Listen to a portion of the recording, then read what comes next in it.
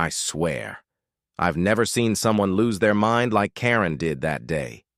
She was screaming like full-on banshee mode on my street, waving HOA paperwork like it was a weapon. "You cannot park there! That's private HOA property!" she yelled, face red, veins popping. I'm standing there, in my own driveway, staring at her, thinking, this can't be real. Then the cops show up, and she's pointing at me like I'm some criminal mastermind. All I did? I refused to pay her imaginary road usage fee. That's when I realized this wasn't just a petty argument. This was war.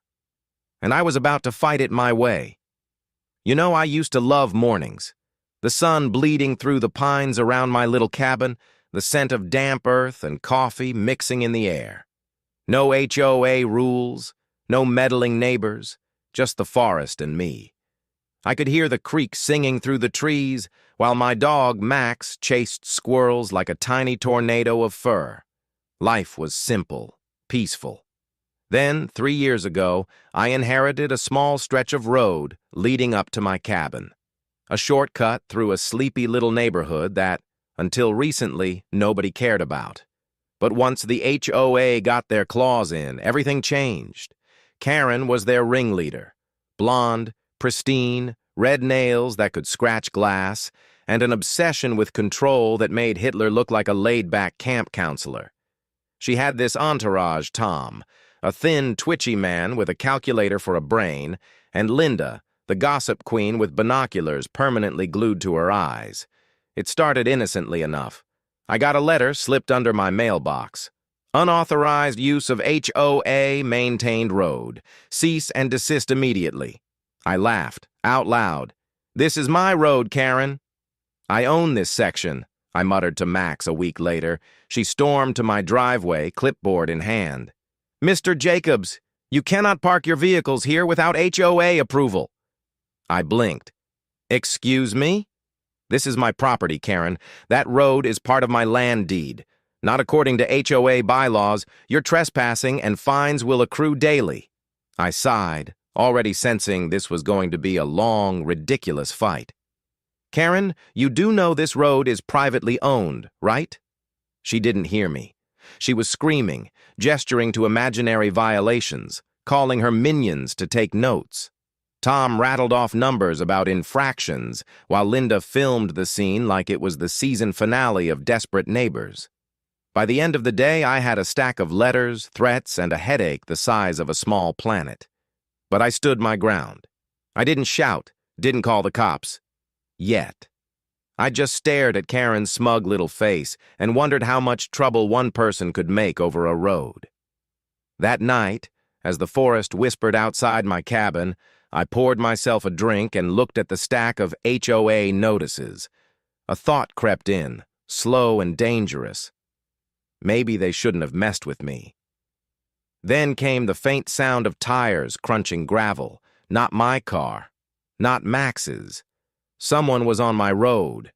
And that's when I realized Karen wasn't done yet. I started keeping a journal. Every interaction, every petty threat. Karen and her HOA had turned a simple road dispute into a full-blown psychological siege. First, it was, "You owe $50 for gravel usage." Then, "Your mailbox is technically non-compliant." By week 3, gossip had spread to every neighbor. Whispers, pointing fingers, passive-aggressive lawn signs. I confronted Karen at the HOA meeting. "This is insane! I've proven ownership, I've shown deeds. Stop harassing me!" "Oh, Mr. Jacobs," she said sweetly like a snake smiling, "you don't get to decide what harassment is. You just play along." Tom whispered calculations, probably figuring out fines while Linda took notes for the community newsletter. I wanted to scream. "You can't do this!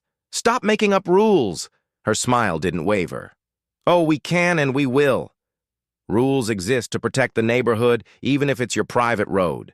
I clenched my fists. Inside, frustration boiled like molten lava. This wasn't just about the road anymore. It was about power, control, and ego. Max nudged my leg, sensing my tension. I took a deep breath. Then came the bombshell.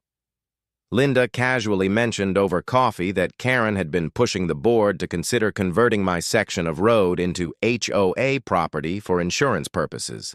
If approved, I'd lose all control. I couldn't believe it. This wasn't harassment. This was a takeover.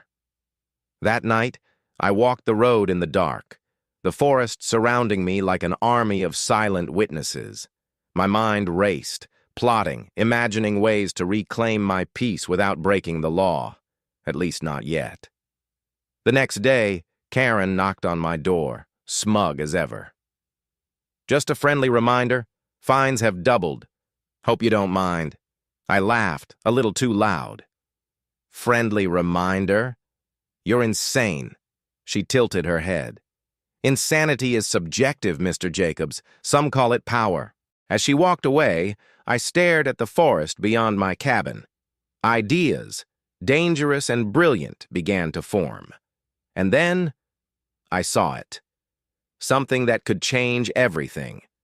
But I couldn't act yet, not without patience. Something big was coming, and when it hit, no one would see it coming. Weeks passed.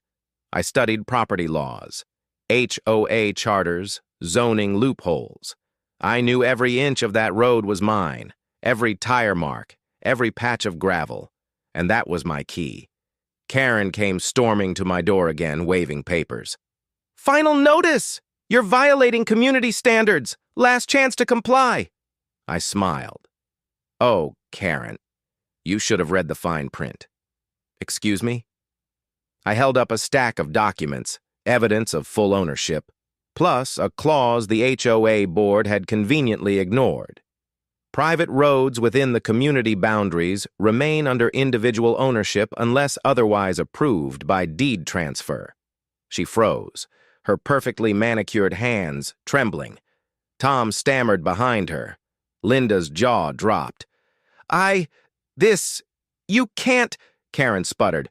"Oh, I can, Karen, and I will. I called a local towing service, all legal and licensed. Over the next hour, one by one, their cars vanished from the street. No damage, no illegal action, just strategic, lawful repossession. Karen's screams could have rattled the forest itself. "What are you doing?" "Reclaiming what's mine," I said calmly. "Your cars, your power, vanished." Neighbors peeked from behind fences, murmuring. Some cheered silently, others whispered. Karen's reign had ended, for now. By nightfall, the road was mine again, silent, peaceful. Max barked once, satisfied, and I smiled. But as I locked the cabin door, I caught a glimpse of someone new watching from the tree line. A different HOA member, or maybe a neighbor plotting revenge. Either way, the war wasn't over. It had only just shifted. Can you believe Karen's reaction? Comment if you would have done the same.